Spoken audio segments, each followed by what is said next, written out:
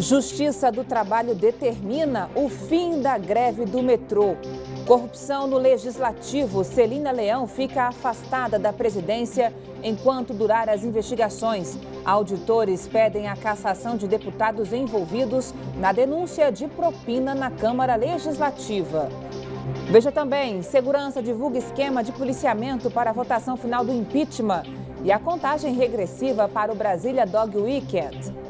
Notícias da quarta-feira no DF e em torno, agora no Band Cidade, segunda edição.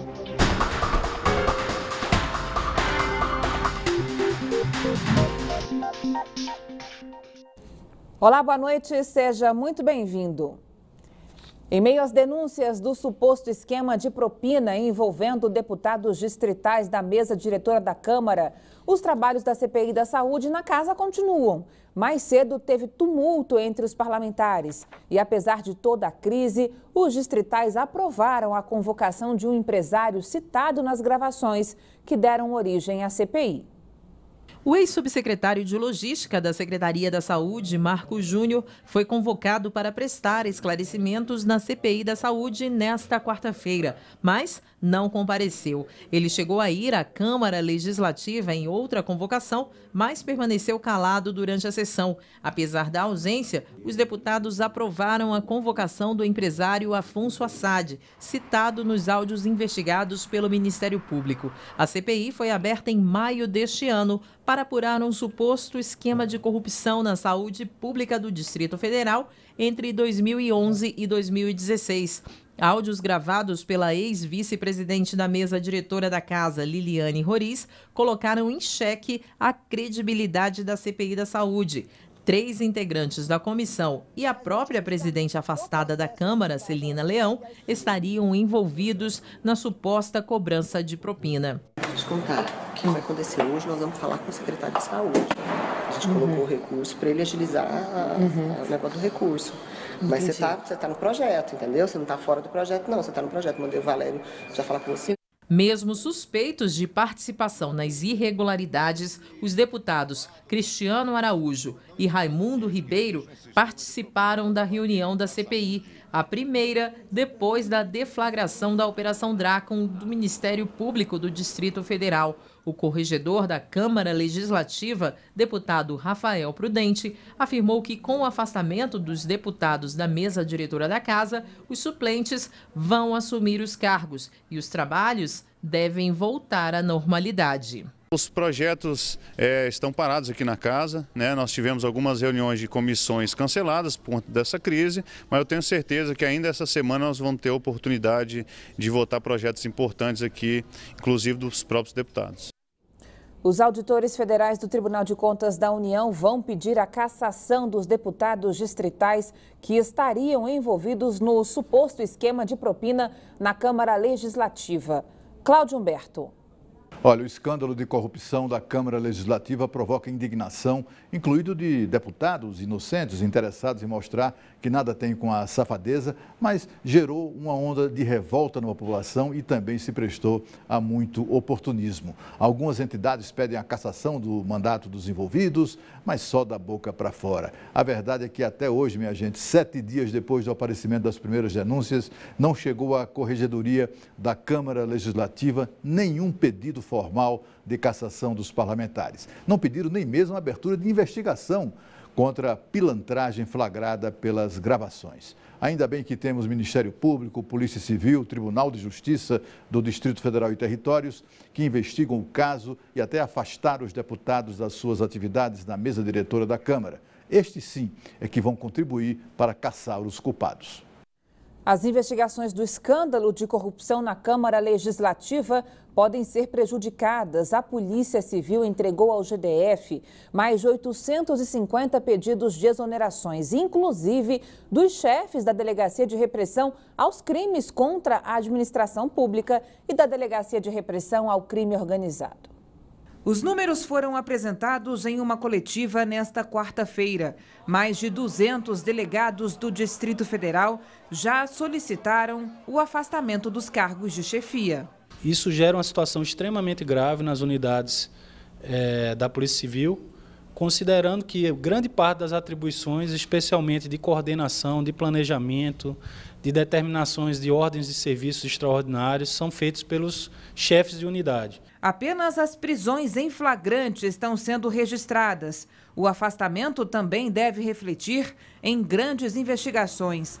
Nesta quarta, os delegados da DECO, Delegacia de Combate ao Crime Organizado, e da DECAP, que investiga crimes na administração pública, como as denúncias relacionadas à Câmara Legislativa, também entregaram os cargos. Infelizmente, nós vamos atuar de uma forma limitada, extremamente limitada, precária, né, com base no bom senso dos colegas e em algumas orientações que estamos dando de atendimento de crimes graves, porque a maior parte das ocorrências elas vão ficar com encaminhamento comprometido. Quem faz os encaminhamentos, as seções, as equipes são os chefes. Sem esse encaminhamento não há distribuição dos feitos. A categoria pede, além do reajuste, a equiparação salarial com a Polícia Federal. Boa notícia para a população. Depois de 71 dias, finalmente a greve dos metroviários chegou ao fim. O repórter Rodrigo Nunes tem as informações ao vivo para a gente. Rodrigo, boa noite para você. Quando os trens voltam a funcionar normalmente, hein? Boa noite, Carol. Boa noite a todos que acompanham o Band Cidade. A notícia é boa mesmo, viu? Por decisão aí do Tribunal Superior do Trabalho, o metrô deve voltar a funcionar normalmente até 15h30 de amanhã e deve ter toda a sua operação normalizada e todo o serviço normalizado para a população até meia-noite de sexta-feira. Com relação aos 71 dias de paralisação, a maior greve já registrada aqui do metrô no Distrito Federal, 1/3 desse período aí vai ser abonado, 1/3 vai ser compensado e 1/3 descontado da folha salarial dos grevistas aí. Esse terço que vai ser descontado será parcelado em até 6 meses. Por unanimidade, a sessão seguiu o voto da relatora, a ministra Maria de Assis, no sentido de que a greve não iniciada em junho não foi aí abusiva, né? Não abusou dos direitos dos grevistas. Caso os metroviários não acatem a decisão judicial, o sindicato da categoria terá de pagar multa diária de R$100 mil. Carol. Rodrigo, boa notícia mesmo, né? Obrigada.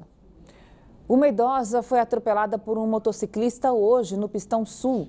A senhora de 72 anos foi socorrida pelos bombeiros. Ela sofreu escoriações e foi levada para o hospital de Taguatinga. O motorista da moto também foi atendido no local com dores no braço e encaminhado ao mesmo hospital. 2 faixas da pista foram bloqueadas e um longo congestionamento se formou na região. Os bombeiros registraram 2 incêndios entre a noite de ontem e a madrugada desta quarta-feira. No sudoeste, parte de uma escola pegou fogo e a suspeita é de um curto-circuito. E no Lago Sul, as chamas destruíram uma borracharia. Veja. O fogo concentrava nos pneus guardados dentro da borracharia localizada na QI 3 do Lago Sul. O estabelecimento fica ao lado de um posto de gasolina.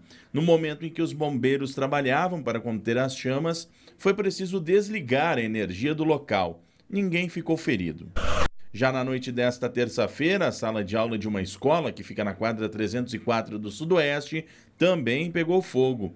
A suspeita é que as chamas tenham iniciado após um curto-circuito.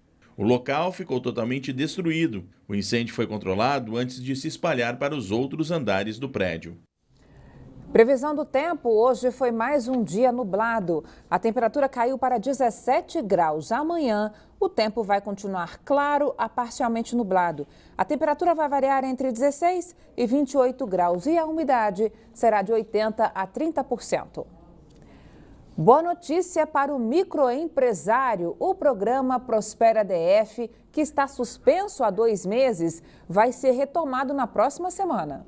Atrair os clientes e oferecer produtos de destaque no mercado. Márcia é dona de um sex shop em Planaltina e, para garantir o sucesso dos negócios, a empresária espera contar novamente com os benefícios de um programa de incentivo do governo. Iniciando um microempreendedorismo fica difícil, então nos bancos você adquirir uma linha de empréstimo. Então o Prospera ele vem com a margem de juros baixa né? E dando essa oportunidade inicial de você começar o seu negócio. O empréstimo que pode impulsionar os negócios da Márcia ainda não saiu, mas em breve deve entrar na conta dela. Isso porque o programa Prospera DF, suspenso há 2 meses, será retomado na próxima semana. A gente retoma na semana que vem e até o fim do ano a gente estima que a gente consiga soltar de empréstimos aí na praça algo em torno de 11 milhões de reais para aproximadamente 1.100 microempreendedores. Segundo a Secretaria do Trabalho, qualquer pessoa pode solicitar o benefício,